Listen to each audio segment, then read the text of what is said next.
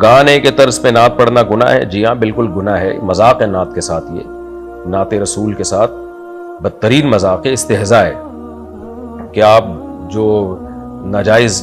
چیزیں ہیں ان کی مشابہت نعت رسول مقبول صلی اللہ علیہ وسلم میں آپ پیدا کر رہے ہیں، اس کے ناجائز ہونے میں دو رائے نہیں ہو سکتی ہے۔ شاعر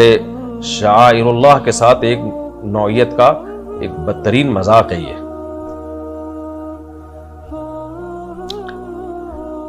خواتین کے لیے آن لائن بزنس میں مردوں سے چیٹ کہاں تک جائز ہے؟ بس ضرورت کی حد تک جائز ہے، اپنی چیز فروخت کرنی ہو، اس کی خاصیتیں بتانی ہو، بس اتنا بتائیں، اس سے زیادہ ہیلو ہائی نہ کریں کسی سے۔ بچوں کے کھلونوں میں جانوروں کی تصویریں ہونا مکروہ ہے، جاندار کی تصویر کہیں بھی ہوگی ناجائز ہے، حرام ہے۔ تو باقی جو بچوں کے کھلونے تصویر والے ہوتے ہیں اس میں اختلاف ہے،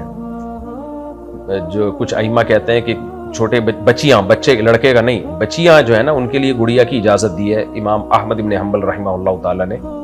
اور دلیل میں حضرت عائشہ رضی اللہ تعالیٰ عنہ کے پاس ایک گڑیا تھی، اس کی حدیث پیش کی جاتی ہے، وہ حدیث صحیح ہے، لیکن احناف کے نزدیک اس حدیث کا جواب یہ ہے کہ تصویر کے بارے میں اتنی شدید وعیدیں احادیث میں ہیں کہ اس جو حضرت عائشہ کے پاس گڑیا تھی